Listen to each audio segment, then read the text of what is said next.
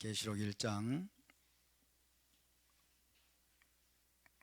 7절 8절 두 절만 낭독하겠습니다. 계시록 1장 7절 8절 다 같이 시작. 볼지어다 그가 구름을 타고 오시리라.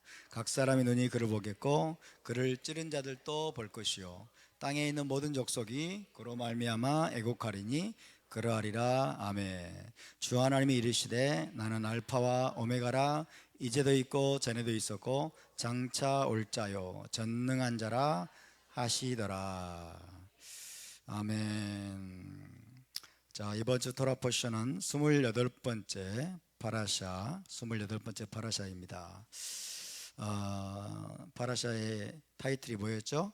메쪼라죠. 해봅시다. 메쪼라.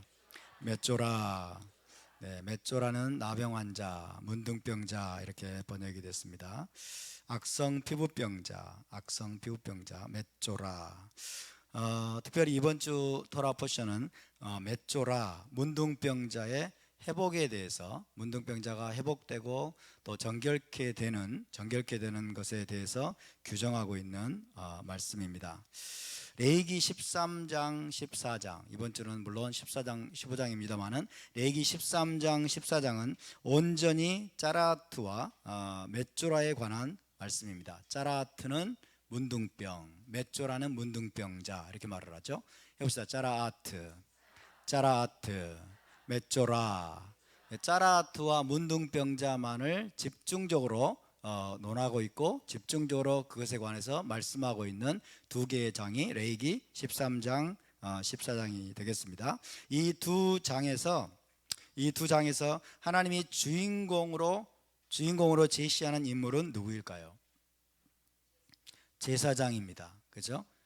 레위기 13장 14장에 하나님께서 주인공으로서 지금 제시하고 있는 인물이 있다면 문둥병자가 아니라 제사장입니다. 제사장. 레위기 13장 14장 이 두 장에서 나병, 짜라아트라는 단어는 31번이나 나옵니다. 31번. 짜라아트.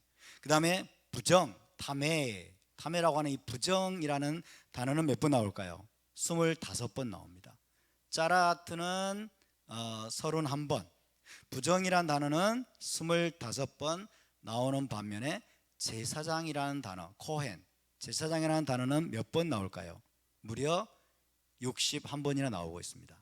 두 개의 장에서 제사장이라는 단어가 61번이에요. 그러니까 13장 14장의 주인공은 누구다? 제사장이다. 하나님의 모든 관심은 누구에게 있다? 제사장에게 있다.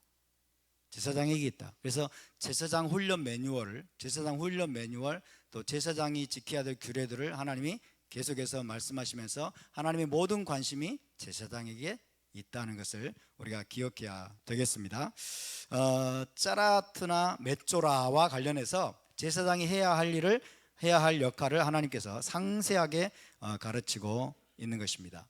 제사장이 해야 될 가장 중요한 일은 무엇일까요? 13장 14장에서 레위기 13장 14장에서 제사장이 해야 될 가장 중요한 일은 무엇일까요? 라아입니다. 라아. 답사 라아. 네. 제사장이 해야 될 일은 여러분 라아는 보다죠. 보다. 살피다. 관찰하다. 그 다음에 여기서는 한글 성경에서는 진찰하다 그래요. 진찰하다. 다른 말로 말하면 진단하는 겁니다.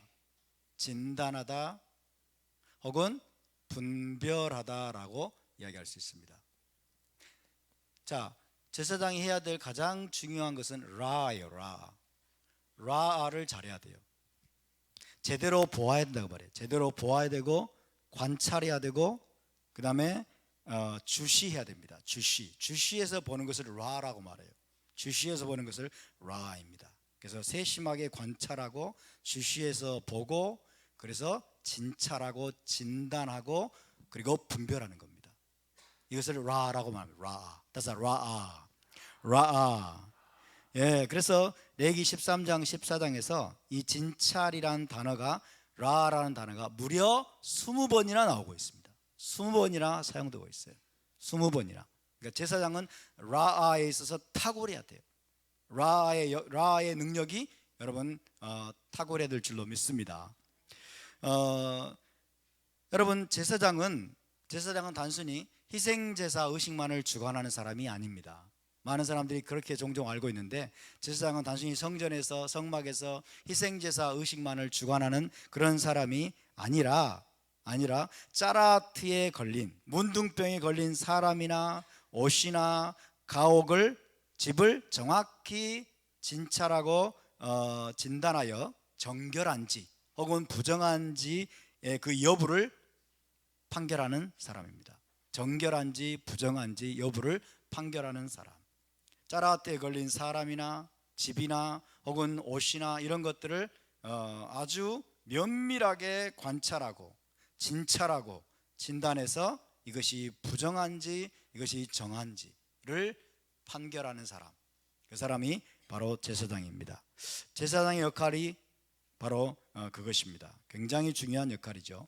그럼으로써 뭐 하기 위한 것입니까? 하나님의 성전, 하나님의 성막과 이스라엘 진영을 부정함으로부터 보호하기 위한 것입니다.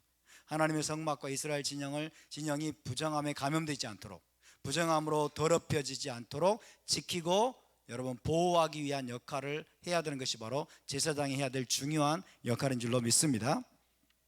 그렇기 때문에 제사장의 책임은 너무나도 막중하다. 제사장의 책임은 너무나도 막중하다라고 말할 수 있습니다. 지금 여러분 한국교회 대부분의 목회자들과 신학자들 그리고 대부분의 크리스천들은 제사장으로서의 역할을 제대로 수행하고 있느냐 상당히 의문입니다.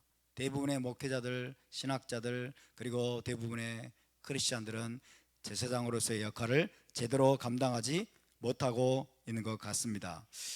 여러분 우리 모두가 제사장임을 믿으십니까? 하나님의 백성은 모두 다 제사장으로 부르심을 받았습니다.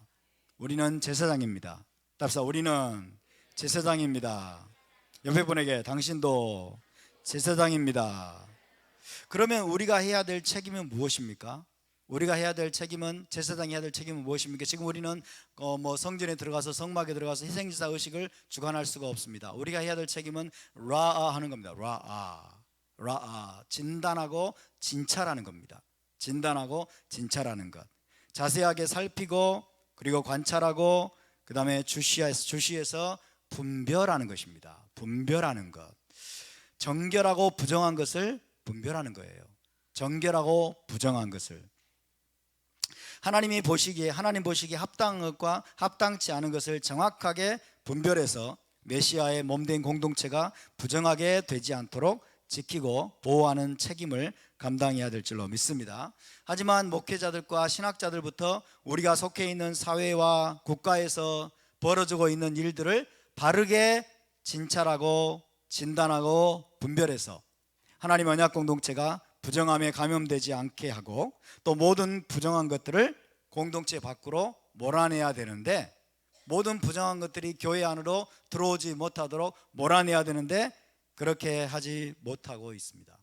그렇게 하지 못하고 있는 결과 하나님의 언약 공동체가 지금 심각하게 더럽혀지고 오염되고 부정하게 된 상태입니다. 이것이 오늘날 교회의 문제입니다. 오늘날 교회의 문제입니다. 제사장의 역할을 제대로 감당하지 못하고 있기 때문입니다.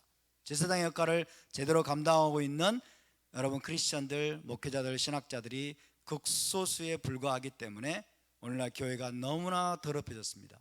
교회가 너무나 오늘날 언약 공동체가 너무나 오염되었습니다. 너무나 탐해이 부정하게 되었습니다. 하나님께 합당하지 않은 상태가 되었다는 것입니다. 지금 대한민국에는 여러분 하나님의 언약 공동체인 교회가 도저히 용납할 수 없고 허용해서도 안 되는 부정하고 더럽고 사악한 사상이 만연되어 있고 쓰나미처럼 이 나라를 뒤덮고 있습니다.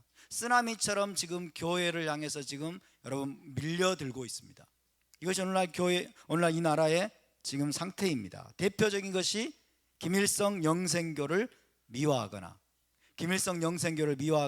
주체 사상을 은연중에 받아들이게 하는 풍조입니다. 은연중에 받아들이는 주체 사상을 여러분 기독교인들에게 가르치는 주체사상과 기독교 사상의 조화, 주체사상과 기독교 성경적인 기독교 사상의 융합, 이런 명목으로 청년들을 가르치는 여러분 그런 세미나나 이런 것들이 상당히 많이 있습니다.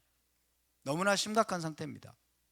그런 사람들이 언론을 통해서, 미디어를 통해서 여러분 마치 주체사상이 괜찮은 것처럼, 주체사상도 멋진 것인 것처럼, 이것이 문제가 되지 않는 것인 것처럼 그렇게 여러분 우리 청년들과 젊은이들의 사상을 더럽히고 성도들의 사상을 더럽히는 일들이 버젓이 백주대낮에 지금 일어나고 있는 것입니다.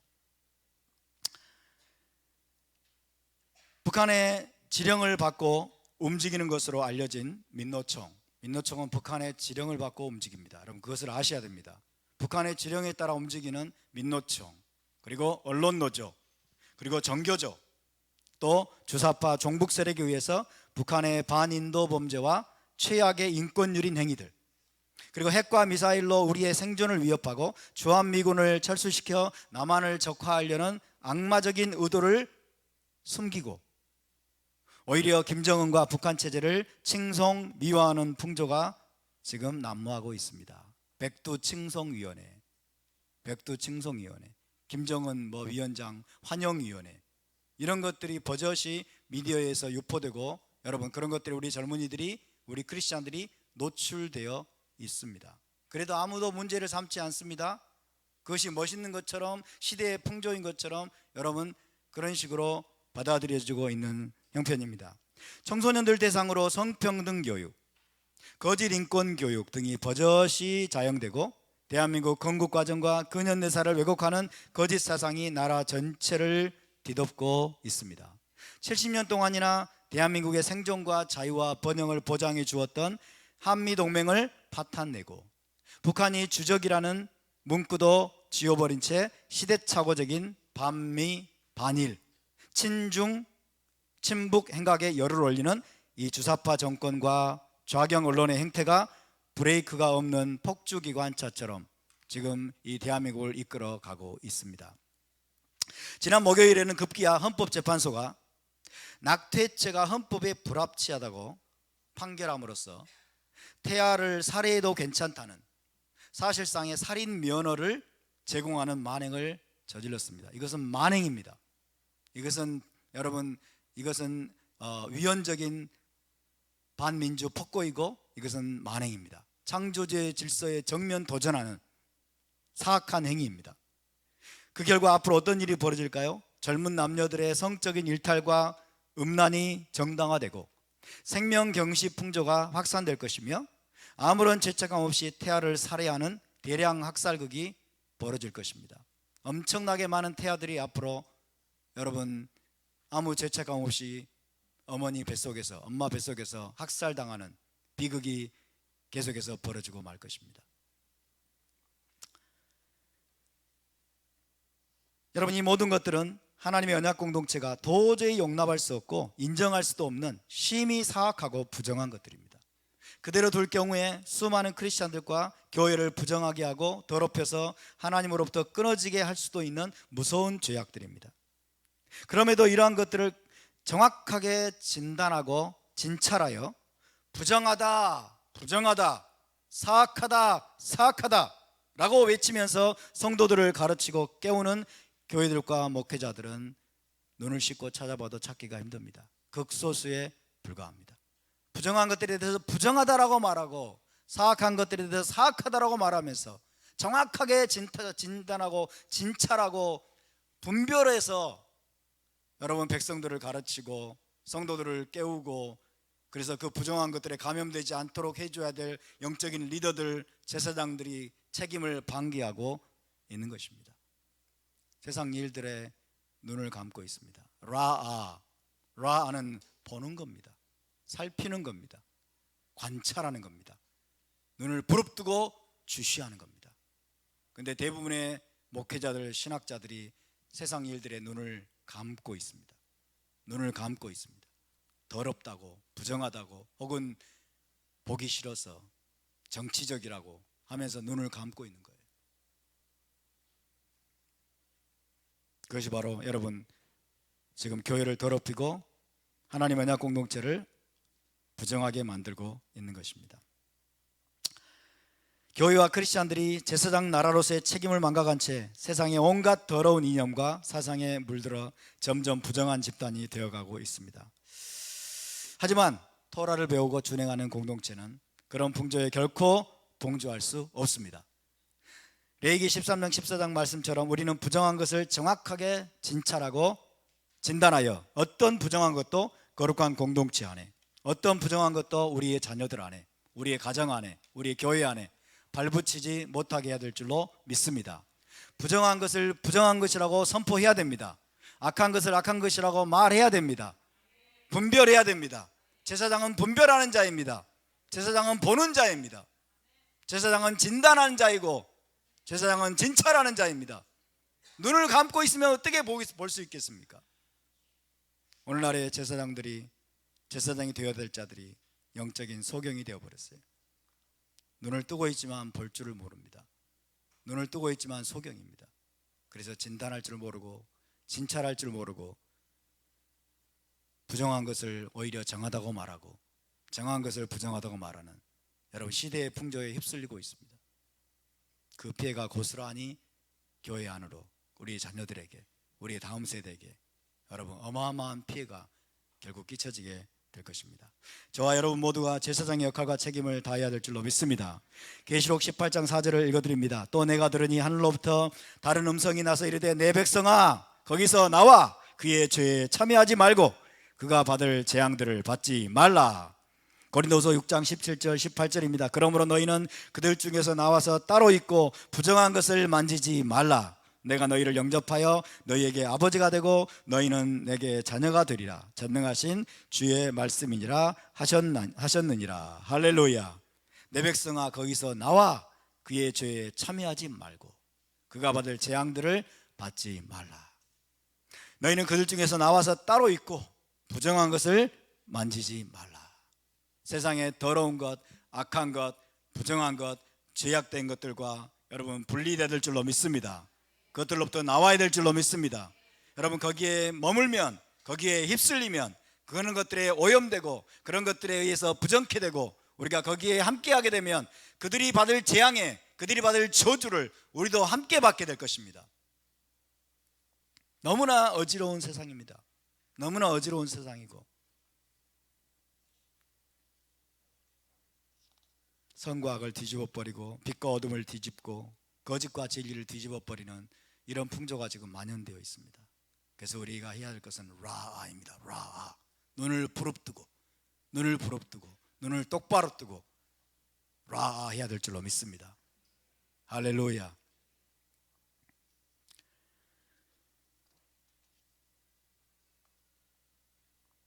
자, 그러면 지난주에 이어서 오늘은 계시록 28강을 나누도록 하겠습니다. 지난주에 메시아께서 구름을 타고 오신다라는 말씀이 무엇을 의미하는지 살펴보았습니다. 구름, 아난이라고 하는데 구름이 무엇이었습니까? 무엇을 의미하는 것이었습니까? 구름은 물리적인 기상학적인 구름이 아니라 하늘에 떠 있는 기상학적인 그런 구름이 아니라 이 땅에서 가시적으로 볼 수 있는 하나님의 영광의 나타남입니다.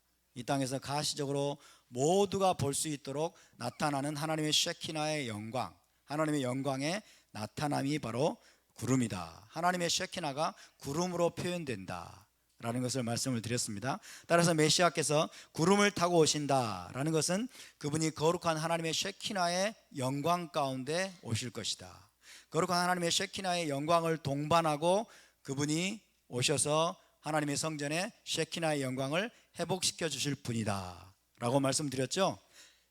그렇기 때문에 여러분 메시아께서 구름을 타고 오신다고 하는 것은 메시아의 무엇을 증명해 주는 예언입니까? 메시아의 신성, 메시아가 하나님이시라는 것, 메시아가 신적인 존재라는 것을 증명해 주는 예언인 것을 믿으시기 바랍니다.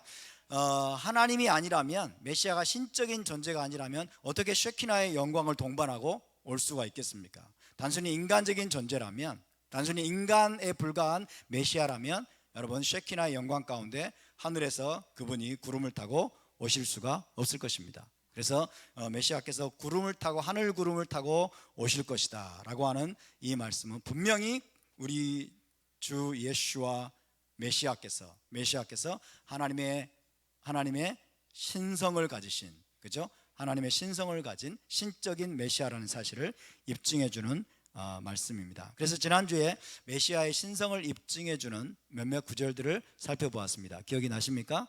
제일 먼저 시편 110편, 그렇죠? 여호와께서 내 주에게 이르시기를 내가 내 원수들로 내 발등상이 되게 하기까지 너는 내 우편에 앉아 있으라.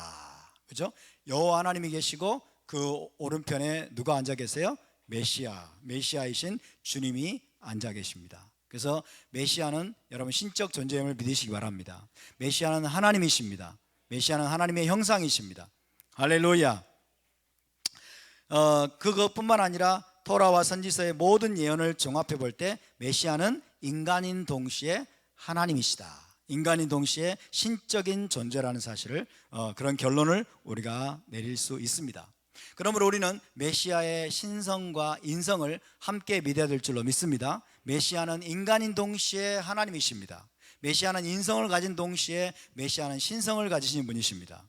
메시아는 신비적인 차원에서 완전한 인간이시고 완전한 하나님이세요. 이걸 믿으십니까? 이것이 믿어지십니까? 설명해 보세요. 그럼 잘 설명 못 하겠어요. 괜찮아요. 다 설명해도 설명할 수가 없습니다. 메시아가 완전한 인간이시고 완전한 신이시다, 완전한 하나님이시다. 이것은 우리의 인간의 이성을 초월하는 거예요. 인간의 이성으로 다 설명할 수가 없어요. 그렇지만 성경이, 토라가, 선지서가 이것을 분명하게 예언하고 있습니다. 분명하게 가르치고 있습니다. 메시아는 완전한 100% 인간이세요. 그리고 100% 하나님이세요. 어떻게 이것이 가능합니까? 가능합니다. 하나님만이 가능합니다. 아멘. 메시아의 여러분 완전한 인성과 완전한 신성을 저와 여러분이 확실하게 믿어야 될 줄로 믿습니다. 이 둘 중에 하나를 배제하는 것이 이단입니다. 이 둘 중에 하나를 배제하는 것이 이단이에요. 메시아의 인성을 부인하는 것이 누구예요? 영지주의 이단이에요. 메시아는 인간일 수 없다, 인간일 수 없고 메시아가 이 땅에 나타난 것은 그저 인간의 어떤 헛개비처럼 나타난 것일 뿐이다. 이게 영지주의 이단입니다. 이단들의 특징은 이 둘 중에 하나를 부정하는 거예요. 그래서 메시아의 인성을 부정하는 이단, 메시아의 신성을 부정하는 이단, 이런 이단들이 역사 속에서 많이 등장을 했습니다. 그러나 여러분 성경이 가르치는 바는 메시아는 분명 인간인 동시에 신성을 가진 존재라는 것이 성경의 분명한 예언이고 가르침입니다. 메시아가 인간이어야 여러분 대속적인 죽음을 죽을 수 있습니다. 피를 흘리고 죽으시려면 그분은 인간이셔야 됩니다. 또한 다윗의 보좌에 앉아서 이스라엘의 왕으로 다스리려면, 다윗의 후손으로 오시려면 그분은 또한 인간이셔야만 됩니다. 아멘. 뿐만 아니라 메시아께서 여러분 구름을 타고 오시려면 그분은 신이셔야 됩니다. 그분은 하나님이셔야 됩니다. 메시아께서 여러분 이 땅에서 죄를 사하는 권세를 가지고 그 다음에 만물을 심판하시고 만물을 통치하시려면 그분은 하나님이셔야 됩니다. 아멘. 그래서 어느 두 극단으로 우리가 빠지지 않기를 바랍니다. 메시아는 완전한 인간이면서 완전한 하나님이시다. 이것이 원래 히브리 관점이에요. 이것이 원래 히브리 관점으로 보더라도 메시아의 신성은 분명합니다. 토라와 선지서를 자세히 읽고 공부하다 보면 메시아가 하나님이시라는 사실을 부정할 수가 없습니다. 그럼에도 불구하고 지금 유대인 공동체는 너무나 안타깝게도 메시아의 신성을 부정하고 있습니다. 그래서 그들은 지금 인간 메시아를 기다리고 있습니다. 인간은 인간인데 하나님으로부터 기름 부음 받은 위대한 인간인 거예요. 하나님으로부터 기름 부음 받은 위대한 인간, 모세와 같은 구속자, 다윗과 같은 위대한 왕. 그들이 이렇게 질문하겠죠. 모세가 하나님이었냐 인간이었냐? 인간이었다. 다윗이 하나님이었냐 인간이었느냐? 인간이었다. 마찬가지다. 메시아께서도 모세와 같은 위대한 구속자, 그리고 다윗과 같은 위대한 왕으로 하나님으로부터 기름 부음 받아서 특별한 능력을 수행할 뿐이지 그들은 인간이다 라고 주장을 하고 있습니다. 그러면 대부분의 크리스찬들은 그 말을 들으면 묵묵부답, 유구무원, 대답을 못합니다. 왜? 토라와 선지서로 여러분 메시아의 신성을, 메시아의 하나님 되심을 증명할 길이, 증명할 능력이 없기 때문에 우리는 그 능력을 길러야 될 줄로 믿습니다. 여러분은 유대인들 만나서 메시아의 신성을 여러분 입증하실 수 있겠습니까? 유대인들에게 메시아가 하나님이라는 사실을 증명할 수 있겠습니까? 유구무원이십니까 여러분도? 유구무원, 입이 있어도 말을 못하겠어요. 영어가 짧아서요. 그럼 히브리어로 하세요. 그래서 여러분 유대인들을 위해서 기도해 주시기 바랍니다. 유대인들의 눈을 열어주셔서 그들이 신성을 가진 메시아, 디바인 머사이어, 신성을 가진 메시아를 받아들일 수 있도록 여러분 기도해 주시기 바랍니다. 디바인 메사이어로 오신 분이 바로 나자렛 예슈아이십니다. 나자렛 예슈아, 그분이 신성을 가진 인간 메시아로 오셨던 분입니다.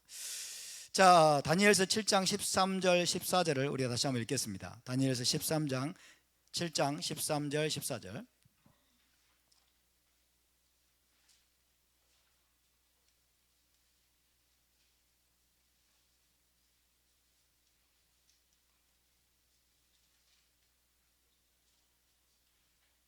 다니엘서 7장 13절 14절. 자, 함께 있습니다. 시작. 내가 또 밤 환상 중에 보니 인자 같은 이가 하늘 구름을 타고 와서 옛적부터 항상 계신 이에게 나아가 그 앞으로 인도됨에 그에게 권세와 영광과 나라를 주고 모든 백성과 나라들과 다른 언어를 말하는 모든 자들이 그를 섬기게 하였으니 그의 권세는 소멸되지 아니하는 영원한 권세요 그의 나라는 멸망하지 아니할 것이니라. 아멘. 13절에 보니까 내가 또 밤 환상 중에 보니 인자 같은 이가 그랬어요. 인자 같은 이. 따라서 인자 같은 이. 인자 같은 이가 여기는 아람어로 되어 있습니다. 아람어. 자, 인자 같은 이. 인자라고 하는 사람의 아들이라는 뜻입니다. 인자 같은 이. 자, 이 인자가 여기서 아람어로 쓰였는데요. 아람어로 뭐냐면 바르, 아람어하고 히브리어는 비슷합니다. 상당히. 바르 에노시입니다. 바르 에노시. 그래서 바르 에노시. 바르 에노시. 바르 에노시는요 히브리어에 무엇에 해당하냐면 벤 아담에 해당합니다. 벤 아담. 그래서 벤 아담. 네. 바르가 아들이란 뜻입니다. 바르가 아들이에요. 벤하고 똑같습니다. 히브리어. 에노시가 뭐예요? 사람이란 뜻입니다. 에노시. 아담하고 똑같아요. 그래서 히브리어로는, 아람어로는 바르 에노시, 히브리어로는 벤 아담. 그래서 인자입니다. 인자. 사람의 아들 인자.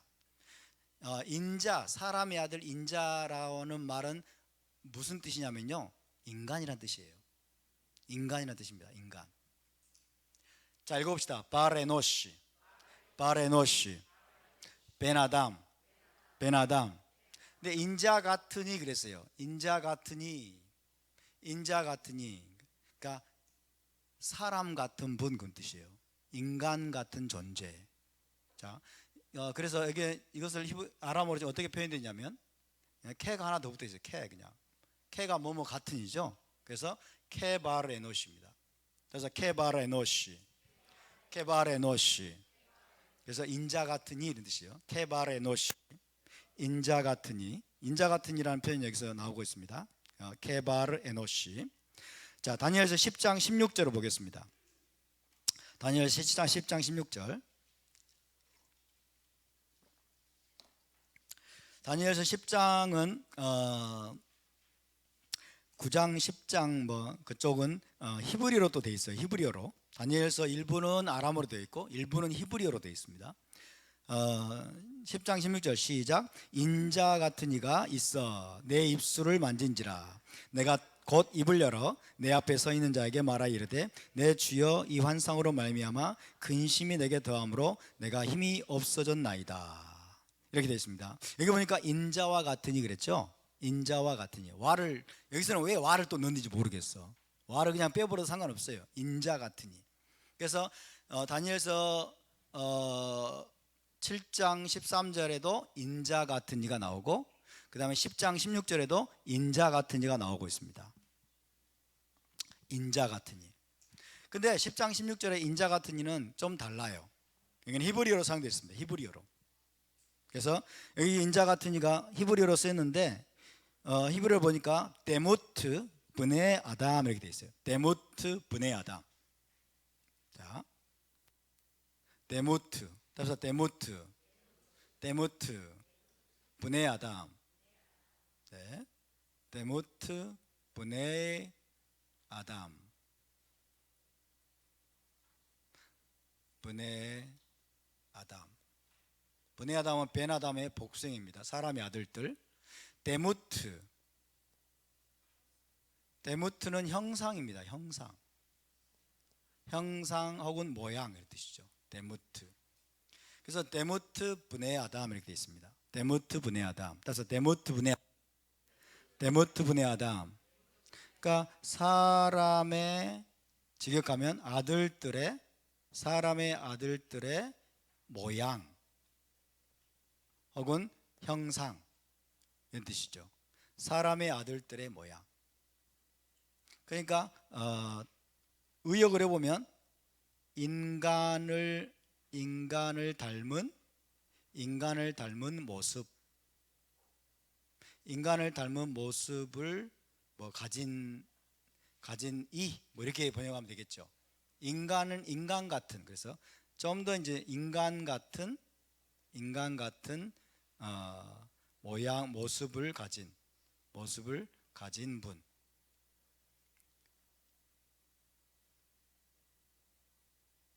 그래서 인자 같은 분. 그래서 인자 같은 분. 사람의 모습, 모양, 형상. 사람의 모양, 모습, 형상을 가진 분. 그것이 인자 같은 분입니다. 데모트 분해 아담. 계시록 가볼까요? 계시록 1장 13절. 계시록 1장 13절. 계시록 1장 13절을 함께 읽습니다. 시작. 촛대 사이에 인자 같은 이가 발에 끌리는 옷을 입고 가슴에 금띠를 띠고. 여기도 인자 같은 이가 나옵니다. 그렇죠? 인자 같은 이. 촛대 사이에 인자 같은 이가 나옵니다. 이것을 히브리어 성경으로 보니까 뭐라고 되어 있냐면 데무트 벤 아담 이렇게 되어 있어요. 데무트 벤 아담. 자, 계시록 1장 13절에는 히브리어 성경에 데무트 벤 아담 이렇게 되어 있습니다. 데무트 분해 아담하고 거의 똑같은 말이에요. 실질적으로 같은 말이라고 생각하시면 돼요. 데무트 벤 아담, 데무트 분해 아담. 그죠? 그래서 사람을 닮은 형상 말이에요. 사람의 모습을 가진 분, 사람의 모양을 가진 분, 사람을 닮은 모양을 가진 분 이런 뜻이에요. 사람을 닮은 인간과 같은 모양을 가진 존재, 그런 분. 데무트 벤 아담. 여기까지 접수되십니까? 해봅시다. 데무트 벤 아담. 자, 데무트 벤 아담. 데무트 벤 아담. 인자 같으니. 인자 같으니라고 사용되기도 하고 그냥 또 인자라고 하기도 하죠. 인자. 그러니까 인자 같으니, 인자 이런 말을 쓰죠. 사람. 자, 그래서 인자 같으니, 사람의 아들, 이런 표현은 메시아를 가리키는 중요한 칭호 중에 하나입니다. 그죠? 메시아를 가리키는 중요한 칭호 중에 하나가 인자 혹은 인자 같으니. 이게 풀어서 쓰면 사람의 아들 이런 뜻이 됩니다. 인자 같으니. 그래서 인자라고 사용되기도 하고 인자 같으니라고 여러분 지칭이 되기도 합니다. 해볼까요? 인자 같으니, 인자 같으니, 메시아를 가리키는 중요한 칭호 중에 하나예요. 예수와께서 자기 자신을 가리키는 칭호 중에 그분이 가장 즐겨 사용했던 칭호가 인자예요. 즐겨 사용했던 칭호가. 그분이 자신을 뭐라고 표현했을까요? 벤 아담, 벤 아담, 인자, 인자. 예수와께서도 자기 자신을 인자라고 표현하기를 아주 좋아하셨습니다. 늘 인자라고 자기 자신을 표현하셨죠. 그래서 인자가 이렇게 말씀을 하신 것은 뭐예요? 자기 자신이 메시아라는 사실을 강력하게 시사하는 거예요. 예수와는 내가 바로 메시아다라고 직접적으로 말한 적이 있습니까? 없습니까? 그분은 직접적으로 말한 적이 없어요. 직접적으로 말한 적이 없고, 그분 자신이 메시아이심을 시사하는, 메시아이심을 암시하는 그런 말씀들을 많이 하셨어요. 그 중에 하나가 인자라는, 자기 자신을 인자라고 불렀어요. 인자, 베나담이라고 불렀습니다. 그래서 여러분, 이 이스라엘의 메시아이심을 암시하는 그 칭호가 바로 베나담이다. 자, 메시아를 가리키는 칭호가 굉장히 많은데요, 메시아를 가리키는 칭호가 굉장히 많습니다. 여러분도 아마 지금 엄청나게 많이 알고 계실 거예요. 우리가 지금 메시아의 칭호를 또 배우고 있는데, 메시아를 가리키는 칭호 중에 가장 일반적이고 중요한 두 가지 칭호가 있습니다. 가장 일반적이고 중요한 두 가지 칭호가 있는데, 첫 번째가 하나님의 아들이라는 칭호입니다. 하나님의 아들. 두 번째가 인자라는 칭호입니다. 사람의 아들, 인자. 하나님의 아들은 히브리어 뭘까요? 벤 엘로힘. 따라서 벤 엘로힘. 벤 엘로힘. 인자는 벤 아담. 따라서 벤 아담.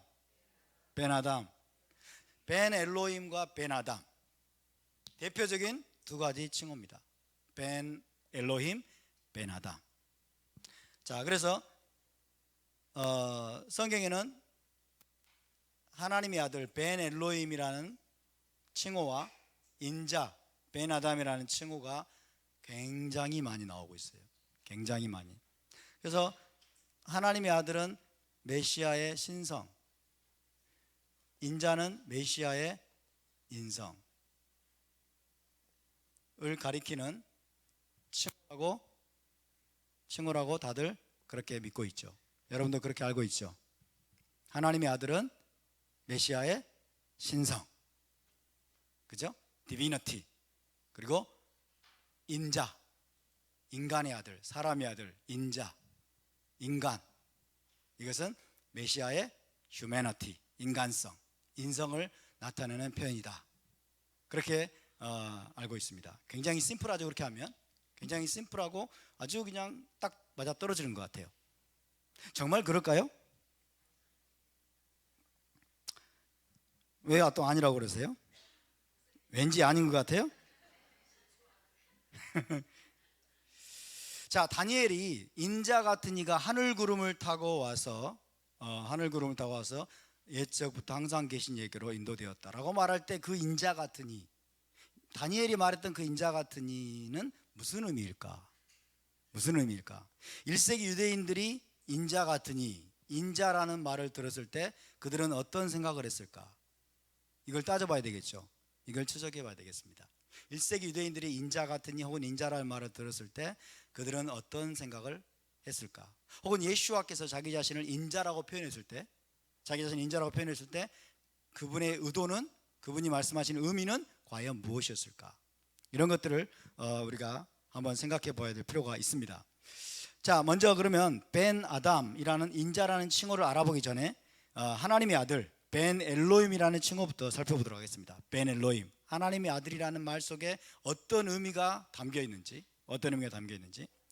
현대 이제 기독교 신학에 따르면은 하나님의 아들은 메시아의 신성을 나타내고, 사람의 아들 인자는 메시아의 인간성을 나타내는 것이다. 그렇게들 다들 알고 있습니다. 아주 듣기는 좋고 아주 심플해 보이죠. 너무 당연해 보입니다. 그러나 이것은 타나크에서 의미하는 바가 아닙니다. 타나크에서, 구약 성경에서 그런 의미로 말씀하는 바가 아니다. 물론 하나님의 아들이라고 해서 하나님의 신성, 메시아의 신성, 인자라고 해서 메시아의 인성을 나타낸다고 말할 때 그게 절대적으로 틀렸다라고 말할 수는 없어요. 절대로 틀렸다고 말할 수는 없지만, 그러나 더 깊이 추적해 들어가 보면 그런 의미가 아니라는 것을 우리가 알 수가 있습니다. 자, 구약 성경 타나크에 따르면 고대 시대의 여호와 하나님은 각각의 이스라엘 왕을 자신의 아들로 입양하신 것으로 믿어졌습니다. 이스라엘의 왕은 하나님의 아들로 입양된 존재다. 자, 이런 의미들이 사실은 고대 근동에서 광범위하게 존재했죠. 고대 근동에서는 왕은 누구예요? 신의 아들이에요. 그렇죠? 이스라엘뿐만 아니라 고대 근동의 국가들에서도 신의 아들입니다. 신의 아들이고 신의 현현으로 믿어졌어요. 그래서 그러니까 타나크에서도 이스라엘의 왕들은 하나님의 아들로 불리었고 하나님의 아들로 믿어졌어요. 하나님의 아들로 입양된 것입니다. 하나님의 아들로 입양된 것으로 믿어졌습니다. 물론 이것은 영적인 차원에서 그렇다는 것이에요. 영적인 차원에서 그렇다는 것이지만은 어쨌든 그 결과 각각의 이스라엘 왕은 실제 하나님의 아들로 여겨졌습니다. 이 개념은 다윗의 아들 솔로몬에 대한 하나님의 말씀에 분명하게 나타나 있습니다. 다윗의 아들 솔로몬에 대한 하나님의 말씀, 역대상 28장 6절을 보겠습니다. 역대상 28장 6절.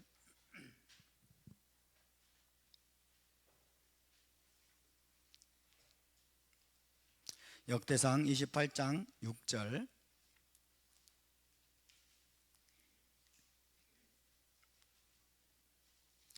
자, 함께 읽습니다. 시작. 내게 이르시기를 내 아들 솔로몬 그가 내 성전을 건축하고 내 여러 뜰을 만들리니 이는 내가 그를 택하여 내 아들로 삼고 나는 그의 아버지가 될 것임이라. 내 아들 솔로몬 그가 내 성전을 건축하고 내 여러 뜰을 만들리니 이는 내가 그를 택하여 내 아들로 삼고 나는 그의 아버지가 될 것임이라. 여기서 하나님은 이스라엘 왕 솔로몬을 내 아들, 즉 하나님의 아들로 삼을 것이라고 말씀하십니다. 하나님의 아들로 삼을 것이다. 그러니까 이처럼 땅에서 다스리는 이스라엘의 왕을 하나님의 아들로 입양하신다는 개념은 땅에 있는 이스라엘의 왕과 하늘에 계신 하나님과의 아주 특별하고도 강력한 결속 관계를 확립하시는 것을 의미합니다. 하늘의 하나님과 땅에서 다스리는 이스라엘 왕과 끊을 수 없는 강력한 결속 관계를 하나님이 맺을 것이다 라는 의미에서 솔로몬은 내 아들이 될 것이다. 그래서 이스라엘 왕인 솔로몬을 하나님의 아들로 입양하시는 거예요. 하나님의 아들로 입양하신다. 그렇다고 해서 솔로몬이 신성을 가진 존재가 된다는 뜻입니까? 그런 뜻은 아닙니다.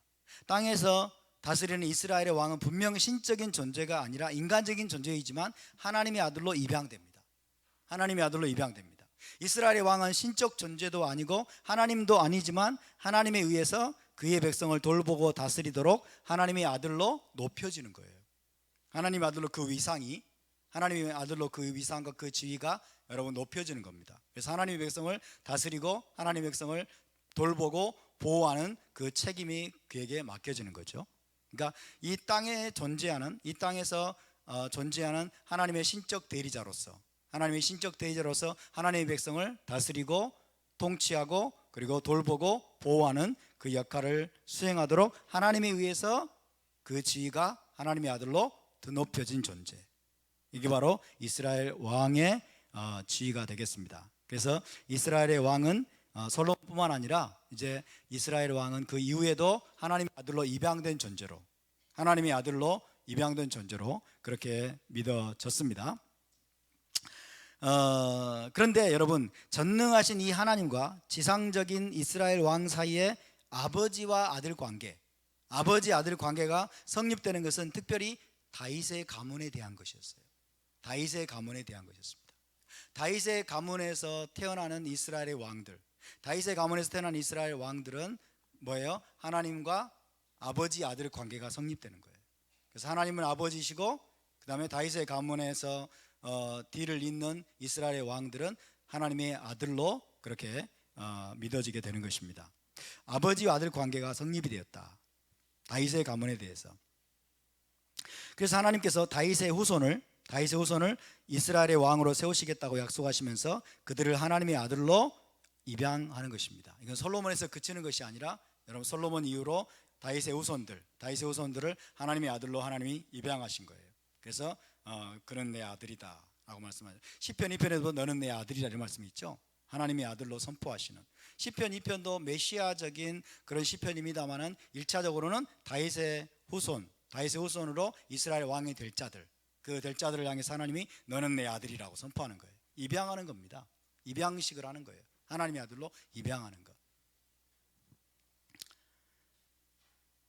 자, 이런 견해를 가지고 있을 때 우리는 1세기 유대인들의 세계관을 이제 이해할 수 있게 됩니다. 1세기 유대인들의 세계관. 하나님의 아들이란 말을 들을 때 1세기 유대인들은 어떤 의미로 받아들이게 되느냐. 마가복음 1장 1절 한번 볼까요? 마가복음 1장 1절. 마가복음 1장 1절. 마가복음 1장 1절 한번 읽어보겠습니다.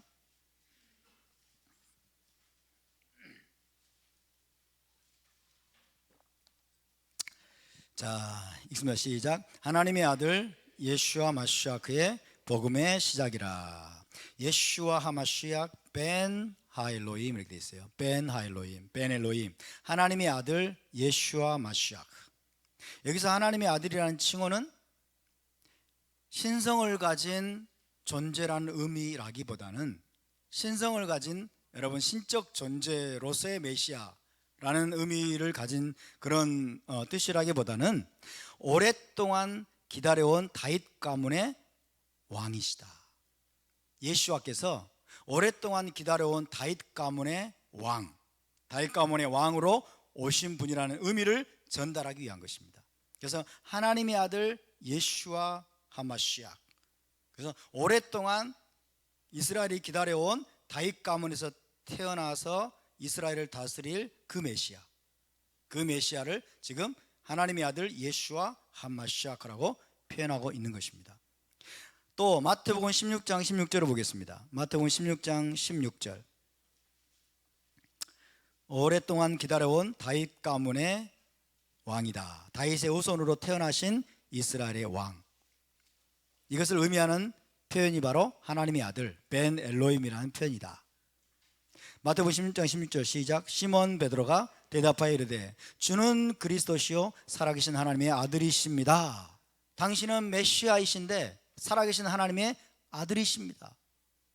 당신은 메시아이신데 살아계신 하나님의 아들입니다 라고 표현할 때 이것은 메시아의 신성을 고백하는 표현이라기보다는 당신이야말로 오랫동안 이스라엘이 기다려온 다윗 가문의 왕으로서 오신 메시아이십니다 이런 뜻이에요. 할렐루야. 다윗의 후손으로 다윗 가문에 태어나신 그래서 이스라엘의 왕이 되실 바로 그 메시아입니다라는 그런 의미로 우리가 해석을 해야 됩니다. 그래서 이것은 예수와의 신성을 가리키는 표현이라고 보기는 어렵다라고 하는 것이요. 요한복음 1장 49절을 또 보겠습니다. 요한복음 1장 49절. 요한복음 1장 49절.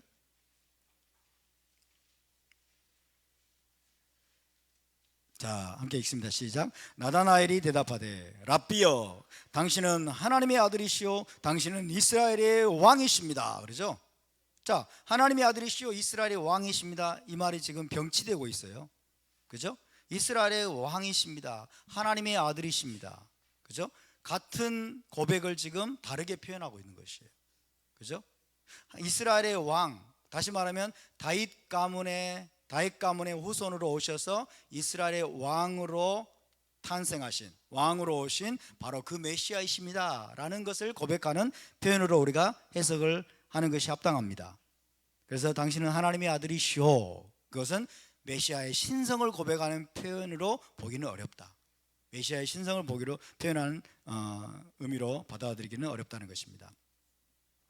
따라서 여러분 우리 이방인들은 본능적으로 하나님의 아들 그러면 신성, 그죠? 하나님의 아들은 메시아의 신성 이것을 나타내는 것이라고 그렇게 느끼고 그렇게 생각할지 모르지만은 정반대라는 거예요.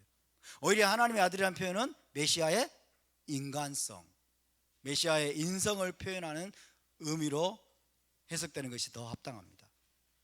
물론 그렇다고 해서 하나님의 아들이라는 게 뭐 하나님 신성을 표현하는 것으로 전혀 사용되지 않았다라고 말하기는 어려워요. 종종 그렇게 사용될 수도 있습니다. 그러나 기본적으로 하나님의 아들이라는 표현은 하나님께서 이스라엘의 왕 다윗 가문의 후손으로 태어나는 이스라엘의 왕을 자기의 아들이라고 선포한 거예요. 하나님의 아들이라고 선포한 거. 아멘입니까? 그래서 당신은 하나님의 아들이시오, 살아계신 하나님의 아들이시고 당신은 메시아이십니다 라고 말할 때는 당신은 메시아이신데 오랫동안 기다려온 다윗 가문의 왕으로 태어나신 바로 그분이십니다. 할렐루야. 그래서 우리의 직관, 이방인들의 어떤 직관이나 여러분 어떤 본능과는 정반대되는 의미라고 할 수 있습니다. 본능적으로 우리는 그렇게 반응할 수 있죠. 하나님의 아들은 메시아의 신성을 나타내고 그 다음에 인자는 메시아의 인성을 나타낸다. 그런데 정반대예요. 하나님의 아들 벤 엘로힘은 메시아의 무엇을 나타낸다? 인성을 나타낸다.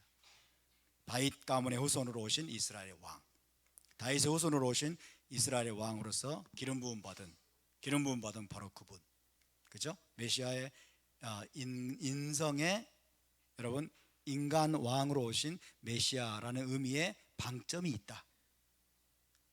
이해되시면 아멘. 자, 그렇다면 이제 벤 아담을 살펴봐야 되겠죠? 벤 아담. 다니엘 7장 13절에 나오는 인자 같으니 혹은 인자라는 칭호에 대해서 알아보도록 하겠습니다. 자, 다시 7장 13절로 가보시면 다니엘서 7장에 보면은 신적인 존재가 둘이 있습니다. 신적인 존재가 둘, 그죠? 보좌들을 보니 그렇죠. 7장 9절에 내가 보니 보좌들이 있고 그렇죠. 보좌들, 그죠? 신적인 존재가 둘이 있습니다. 자, 한 분은 누구십니까? 옛적부터 항상 계신 분. 옛적부터 항상 계신 분은 여호와 하나님이세요. 여호와 하나님은 보좌 중앙에 앉아 계시겠죠, 그죠? 거기에 또 누가 있습니까? 인자 같은 이가 있습니다. 인자 같은 이가 있는데 그분은 원래 하나님 보좌 우편에 앉아 계시는 분이에요, 그죠? 근데 7장 13절에 보니까 그 인자 같은 이가 하늘 구름을 타고 오시는 모습을 밤의 환상 중에 다니엘이 보게 됩니다, 그죠? 인자 같은 이가 게발 에노시 인자 같은 이가 하늘 구름을 타고 오시는 장면을 보는 거예요. 그래서 케바르 에노시, 인자 같은 이란 말은 뭐예요? 인간 같은 존재다 그 말이에요. 인간 같은 존재, 사람의 모양을 가진 존재, 사람의 모습을 가진 분, 사람의 모습을 가진 분이 구름을 타고 오시는 장면을 다니엘이 보았습니다.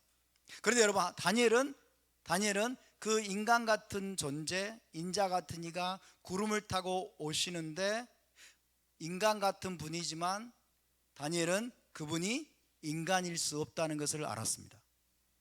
아멘. 그분은 인간일 수 없습니다. 왜? 하나님 보좌 우편에 계시는 분이기 때문에. 이해되십니까? 구름을 타고 오시니 어떻게 인간이에요, 그죠? 그 인간의 모습으로 보일 뿐이지, 인간의 모습으로 나타나시고 여러분 인간 같은 모습을 하고 있지만은 그분이 인간일 수 없다는 것을 다니엘은 잘 알고 있었어요. 그분은 인간일 수가 없습니다. 다니엘은 사실 장차 신적인 존재이면서 동시에 인간의 모습을 한 메시아가 오시는 것을 본 거예요, 그죠?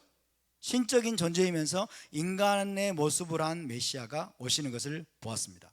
그런데 그것이 무엇을 의미하는지는 정확히 아마도 알지 못했을 것입니다. 그리고 그분이 인간이 아니라 신적인 존재라는 사실을 다니엘은 거기에 초점을 맞추었을 것입니다. 근데 왜 하나님께서 하나님 우편에 앉아 계신 그분이 왜 인간의 모습을 하고 이 땅에 나타나시는 것일까? 다니엘은 굉장히 당황스러웠을 겁니다. 굉장히 혼란스러웠을 겁니다. 그리고 그것이 무엇을 의미하는지 다니엘은 전부 다 알지 못했을 것입니다. 자, 여러분, 여기에 유대적인 신앙에 새로운 신학적 개념이 도입이 되고 있습니다. 유대적인 신앙의 어떤 혁명을 가져올 새로운 신학적 개념이 도입이 되고 있는데, 그것은 인간의 모습으로 나타나는 신적 존재, 라는 개념이에요. 인간의 모습으로 나타나는 신적인 존재. 이것은 굉장히 혁명적인 개념입니다. 굉장히 놀라운 개념이에요. 그래서 그에게 붙여진 이름이 바로 인자 같은 이라는 타이틀이죠. 인자 같은 이, 인자 같은 이, 혹은 인자가 됩니다. 인자. 그런데 이 인자 같은 이는 여호와 하나님과 직접적으로 연결되어 있는 분이에요. 여호와 하나님과 직접적으로, 그러니까 여호와 하나님과 직접적으로 연결되어 있는 신적 존재예요. 신적 존재가 사람의 모양으로 나타나시는 거예요. 사람의 모습으로 나타나시는 거예요. 이것이 이스라엘의 신앙에 있어서는 상당히 받아들이기 어려운 겁니다. 이스라엘 유대인들에게, 이스라엘 백성에게는 여러분 이것은 정말 받아들이기가 어려운, 아주 당혹스러운, 아주 혼란스러운 그런 개념이에요. 그래서 다니엘이 깜짝 놀란 거예요. 다니엘이 그래서 그 다음 반응이 뭘까요? 7장 15절을 볼까요? 7장 15절 뭐라고 되어 있어요? 나 다니엘이 중심에 근심하며 내 머릿속에 환상이 나를 번민하게 한지라 그랬어요. 나 다니엘이 중심에 근심하며 내 머릿속에 환상이 나를 번민하게 한지라. 너무나 혼란스러운 거예요. 너무나 혼란스럽고 막 당혹스럽고 그런 거예요. 당혹스럽고. 자, 여러분 보세요. 저를 좀 보세요. 자, 이스라엘 백성에게 있어서 하나님은, 자, 출애굽 이후로 여러분 하나님께서 이스라엘 백성들을 인도하십니다. 십계명을 주시고 토라를 주십니다. 그때 하나님이 이스라엘 백성들에게 계시하신 하나님은 어떤 분이세요? 그분은 형상이 있습니까? 없습니까? 그분은 형상이 없습니다. 그분은 형상이 없을 뿐만 아니라 어떤 형상도 만들지 말라고 하셨어요. 어떤 형상도 만들지 말라. 그 이스라엘 백성들은 역사 속에서 계속해서 하나님 앞에 가혹한 징벌을 받아요.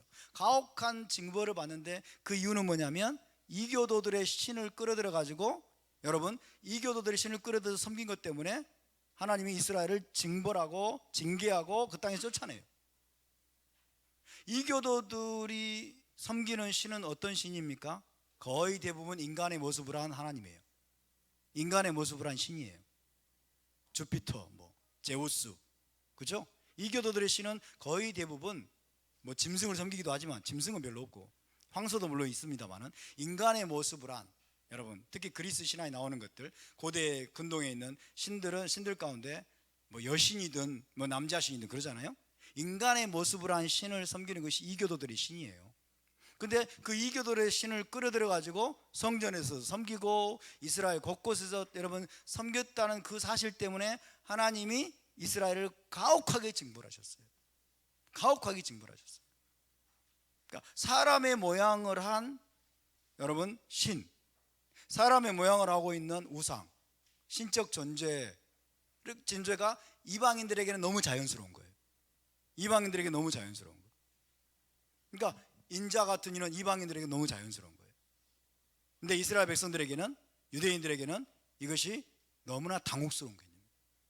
받아들이기가 너무 힘든 거예요. 왜? 그것 때문에 심판받았는데. 하나님은 형상이 없습니다. 그래서 어떤 형상도 만들지 말라고 하셨어요. 어떤 형상도, 하늘에 있는 형상이든지 땅에 있는 형상이든지 땅 아래 물속에 있는 것에 어떤 형상도 만들지 말아라. 일월성신이든지 무슨 짐승이든지 동물의 형상이든지 물고기 형상이든지, 거기에는 사람의 형상도 포함되겠죠?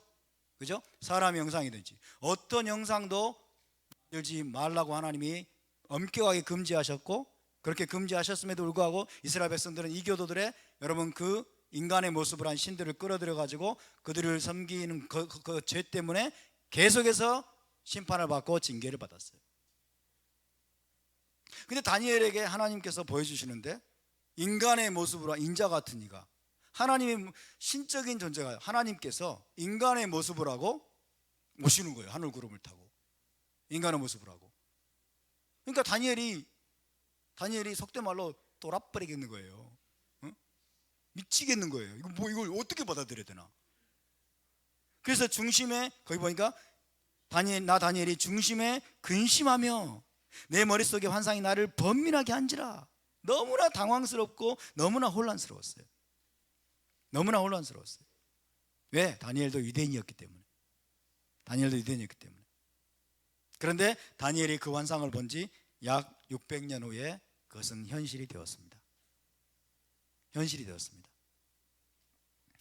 다니엘의 예언이 있었기 때문에 사람의 모습으로 나타나신 신적 존재, 즉 예수와의 정체가 무엇인지 많은 유대인들이 규명할 수가 있었고, 우리도 그 예수와가 진짜 메시아라는 사실을 받아들일 수가 있게 된 것입니다.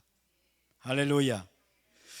그분은 누굽니까? 하늘에서 옛적부터 항상 계신 분, 즉 여호와 하나님 옆에 앉아 계시다가 구름을 타고 오시기로 되어 있는 바로 그분이었습니다. 그 특별한 인자 혹은 인자 같은 분은 하나님으로부터 영원한 권세를 위임받아 온 세상을 통치하기로 되어 있는 신적인 존재였습니다.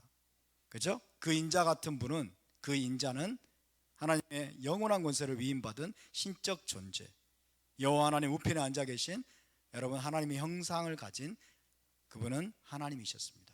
신성을 가진 존재였습니다. 할렐루야.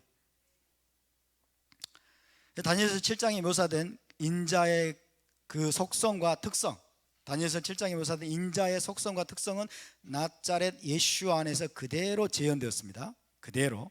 그래서 인자 개념과 예수와께서 자신을 인자로 지칭하신 것은 메시아의 인성이 아니라 오히려 메시아의 신성을 부각시키는 것입니다.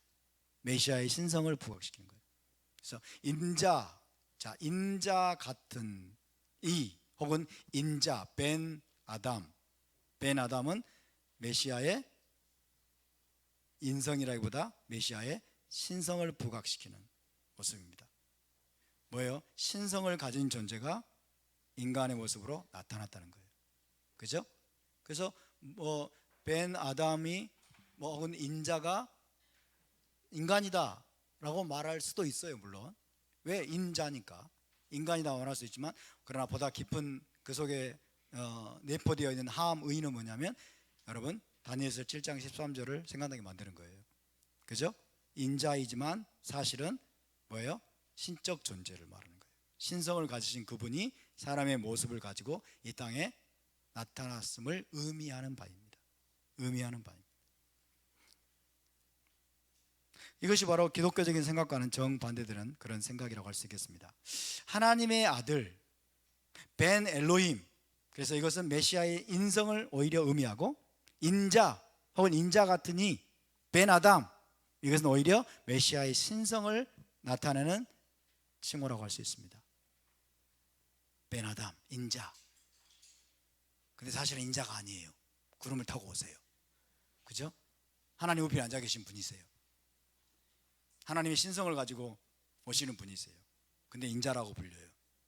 이해되시죠? 그래서 인자 같으니 벤 아담은 메시아의 오히려 신성을 나타내는 칭호이고, 벤 엘로힘은 이스라엘에 오랫동안 기다려온 다윗 가문의 후손으로 오실 그 왕, 그 메시아를 가리키는, 메시아의 오히려 인성을 표현해주는 그런 칭호라고 할 수 있습니다. 이것이 여러분 히브리적인 유대적인 사고입니다. 이것이 히브리적 유대적인 사고예요. 그래서 우리가 히브리적인 어떤 개념들을 부지런히 배워야 될 이유입니다. 자, 실제로 예수와께서는 인간의 모습으로 하고 나타나셨어요. 실제로 예수와께서는 인자 같은 분으로 오셨습니다. 그죠? 데모트 벤 아담, 그죠? 인간의 형상, 인간의 모양, 인자 같은 분으로 그분은 이 땅에 오셨어요. 근데 그분 자신이 신적인 존재임을 암시하는, 여러분 그런 말씀들을 많이 하셨어요. 자, 나는 인자인데 나는 인간이 아니라 나는 신적인 존재다 라는 말씀을 많이 하셨어요. 그리고 그것 때문에 이스라엘 백성 유대인들은 예수를 십자가에 못 박히도록 여러분 로마에게 넘겨줬어요. 함께 찾아보겠습니다. 마태복음 26장 64절에서 66절입니다.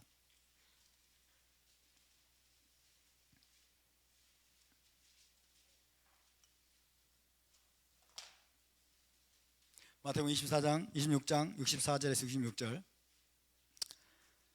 자, 함께 읽습니다. 시작. 예수와께서 이르시되 내가 말하였느니라. 그러나 내가 너희에게 이르노니 이후에 인자라고 그랬죠? 권능의 우편에 앉아 있는 것과 하늘 구름을 타고 오는 것을 너희가 보리라. 인자라고 하면서 우리 주님은 신적인, 그죠? 속성을 이야기하고 있는 거예요. 인자가 권능의 우편에 앉아 있는 것과 하나님 우편에 앉아 있는 것과 하늘 구름을 타고 오는 것을 너희가 보리라. 그럼 이건 무슨 말이에요? 인자가 단순히 인간인 줄 아느냐? 인자가 단순히 인간인 줄 아느냐? 인자는 바로 하나님 우편에 앉아 계시는 존재고 하나님의 형상을 가진 존재고 바로 신적인 존재라는 것을 이야기하고 있는 거예요. 그러자 뭐라고 반응합니까? 65절 시작. 이에 대제사장이 자기 옷을 찢으며 이르되 그가 신성 모독하는 말을 하였으니 어찌 더 증인을 요구하리요? 보라, 너희가 지금 이 신성 모독하는 말을 들었도다. 너희 생각은 어떠하냐? 대답하여 이르되 그는 사형에 해당하니라 하고. 사형에 해당하니라 하고. 자, 여기서 여러분 다시 한번 생각해 봅시다. 유대인들의 사고에 하나님은 인간의 형상을 가진 존재입니까? 아닙니까? 아닙니다. 유대인들의 사고에 하나님 어떤 분이십니까? 형상이 없습니다. 그죠? 유대인들의 사고에 하나님은 형상이 없어요. 유대인들의 사고에 여러분, 하나님을 어떤 형상으로 표현할 수 있습니까? 없습니까? 표현할 수 없습니다. 어떤 형상도 만들 수 없습니다.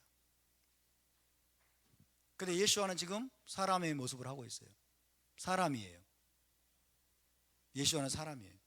분명히 요셉의 아들로 태어났어요. 그들이 보기에. 그죠? 인간이에요, 인간. 근데 자기가 신이래. 나는 누군 줄 아느냐? 나 인자는 신적인 존재가 하고 하나님이 나에게 신성한 위엄을 가지고 신성한 권위를 부여해서 이 땅에 내려온 나는 하나님이다. 나는 하나님 보좌 우편에 앉아있던 자다. 그리고 장차 나 인자는 장차 하늘 구름을 타고 다시 올 것이다. 그리고 너희는 그것을 보게 될 것이다. 자기가 하나님이라는 거예요. 그러니까 유대인들이 보기엔 참나마도다. 그러죠. 개혁성경에 참나마도다. 신성모독이다. 신성모독이다. 이해되십니까? 그래서 여러분, 인자라는 이 표현, 인자라는 말씀을 하시면서 우리 주님은 오히려 신성을 얘기하신 거예요. 오히려 신성을 얘기하셨는데 그것 때문에 유대인들은 예수와를 여러분 사형에 처하도록 로마에게 넘겨주고 십자가에 못 박혀 죽게 만든 것입니다. 대부분의 수많은 유대인들이 이것을 받아들이기가 너무나 어려웠어요. 이걸 받아들이기가 너무나 힘들었어요. 하나님은 인간일 수 없습니다. 하나 찾아볼까요?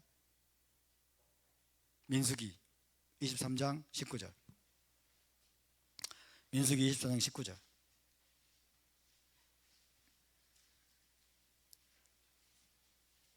토라에 의하면 하나님은 형상이 없을 뿐만 아니라 하나님을 표현하는 어떤 형상도 만들어서는 안 되고, 토라에 의하면 하나님은 사람이 아니에요. 민수기 23장 19절 시작. 하나님은 사람이 아니시니 거짓말을 아니하시고 인생이 아니시니 후회가 없으시도다. 어찌 그 말씀하신 말을 행하지 않으시며 하신 말씀을 실행하지 않으시랴. 여기 분명히 나오잖아요. 하나님은 사람이 아니시니. 하나님은 인간이 아니라는 거예요. 하나님은 사람이 아니에요. 근데 예수와는 인간인 주제에 인간이 하나님이래 자기가. 그죠? 유대인들은 이걸 받아들이기 어렵습니다. 받아들일 수가 없습니다. 그럼에도 불구하고 신성을 가진 인간 메시아, 잘 들으세요. 신성을 가진 인간 메시아의 개념은 다니엘에 의해서 도입이 되고 계시된 확고한 개념이었습니다. 그죠? 600년 전, 이미 600년 전에 다니엘에 의해서 여러분 하나님이 계시해 주시고, 그래서 유대인들 사이에 이것이 확고하게 정착된 개념이에요. 수많은 유대인들이 그런 존재를 받아들이기 어려워했지만은 그럼에도 불구하고 또 수많은 유대인들이 여기에 열려 있었어요.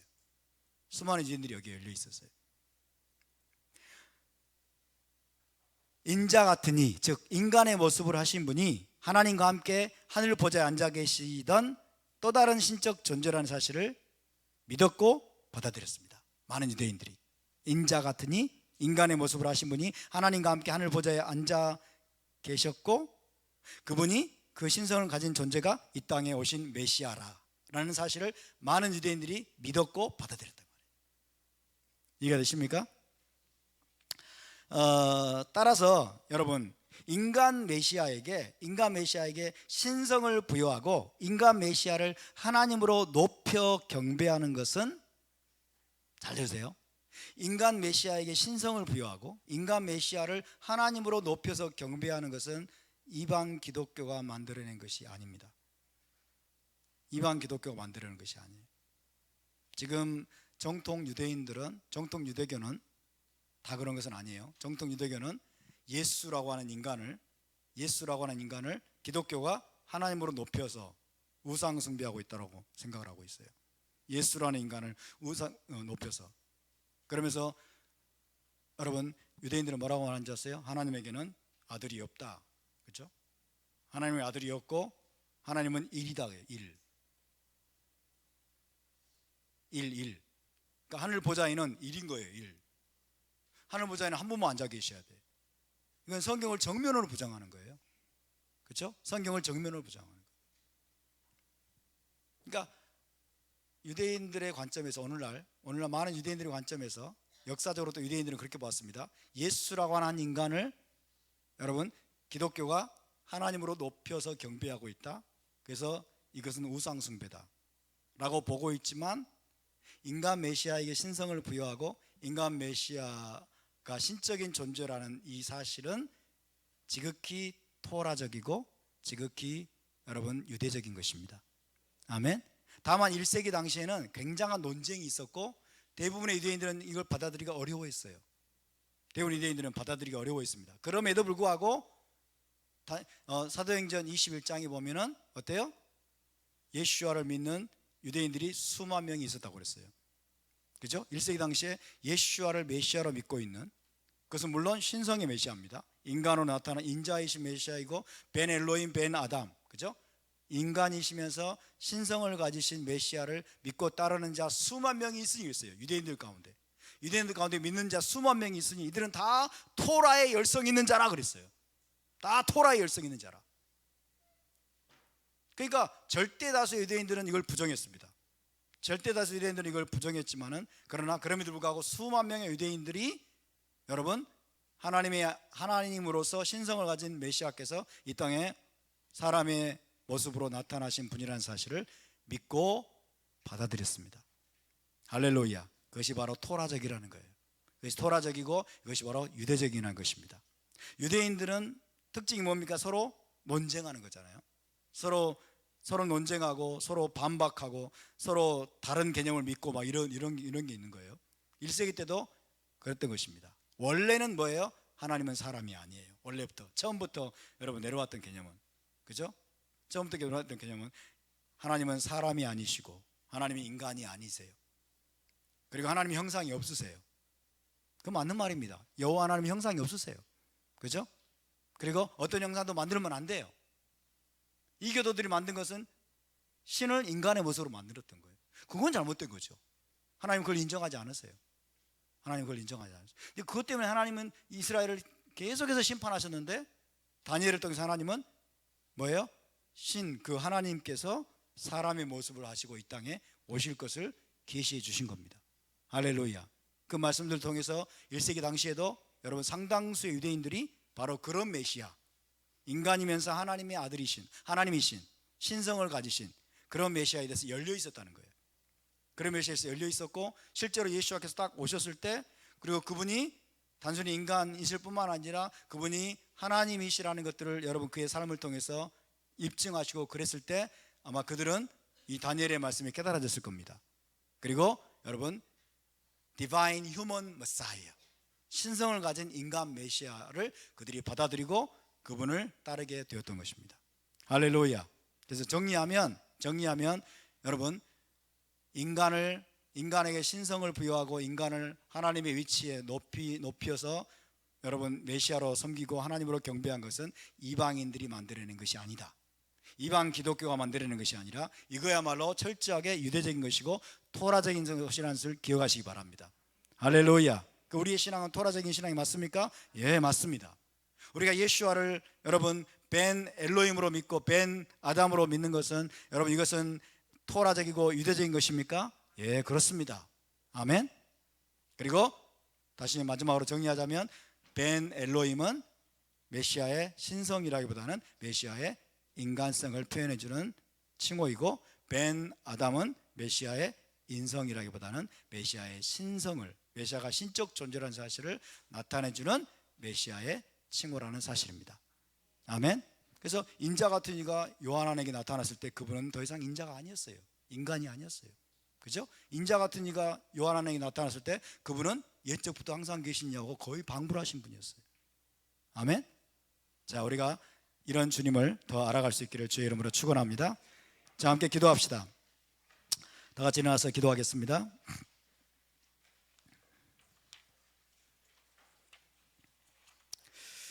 우리가 이런 개념들을 배워가면서 하나님의 토라를 그리고 복음서와 또 신약 성경을 히브리적으로 유대적으로 이해하는 깊이가 더해갈 수 있기를 원합니다. 우리의 눈이 더 열어지게 도와주시고 우리가 더욱더 유대인과 함께 주님 메시아를 따를 수 있는 길이 열리게 하여 주시옵소서. 토라적이고 유대적인 신앙이 주님 더욱더 확고하게 자리 잡을 수 있도록 도와주시옵소서.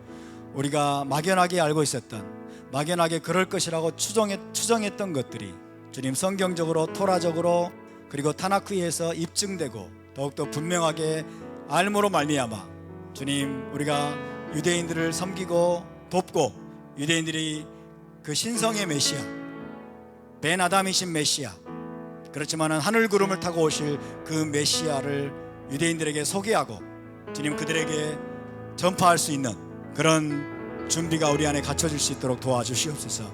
우리 함께 통성으로 기도하겠습니다. 하나님 아버지 감사합니다.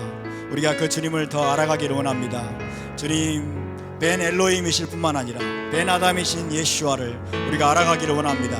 벤 엘로힘, 오랫동안 아버지와 이스라엘이 기다려왔던 주님 다윗 가문의 그 왕, 다윗 가문의 왕으로 오실 그 메시아 벤 엘로힘을 알아가게 도와주시옵시고 또한 아버지 하나님 하늘 구름을 타고 오실 하나님의 신성을 가지고 하나님의 큰 권능을 가지고 주님 쉐키나 영광을 가지고 이 땅에 오실 주님 벤 아담 인자 같은 이 데모트 벤 아담 그분을 우리가 알아가기를 원합니다. 인자가 주님 권능의 우편에 앉아 계신 것과 인자가 하늘 구름을 타고 오시는 것을 너희가 볼 것이라고 말씀하신 그 의미를 우리가 알아갈 수 있도록 도와주시옵소서. 하나님 아버지 감사합니다. 우리 주 예수와가 단순히 인간일 뿐만 아니라 주님 하나님의 주님 신성을 가진 분이며 하나님의 신적 대리자이심으로 인하여 감사드립니다. 하나님의 아들이심으로 인하여 감사드립니다. 하나님 아버지 감사합니다. 주님 예수와가 또한 인간이심으로 말미암아 감사드립니다. 인간으로 오셔서 우리를 대신하여 피를 흘리시고 물과 피를 남김없이 흘리시고 십자가에서 대속적인 죽음을 죽으심으로 말미암아 우리 죄를 사하시고 우리를 죄에서 건지시고 주님 우리를 구속하신 위대하신 하나님의 그 지혜와 하나님의 사랑에 감사를 드립니다. 주님 그 주님을 그 메시아를 우리가 더 알아가게 도와주시옵시고 그 메시아 안에서 주님 우리가 유대인과 이방인이 하나 되는 주님 에하드가 되는 한 새 사람으로 주님 세워지는 그날이 속히 오게 하여 주시옵소서. 감사드리며 주 예수와의 이름으로 기도하옵나이다. 아멘. 제사장의 축복 기도로 마치겠습니다. 예바레케크 아도나이 베이시메레카 야엘 아도나이 바나벨레카 비후네카 이사 아도나이 바나벨레카 베아셈레카 샬롬. 여호와는 내게 복을 주시고 너를 지키시기를 원하며 여호와는 그의 얼굴을 내게 비추사 은혜 베푸시기를 원하며 여호와는 그 얼굴을 내게로 향하여 드사 평강 주시기를 원하노라. 베쉔 예슈아 하마시아 사르 하샬롬. 할렐루야.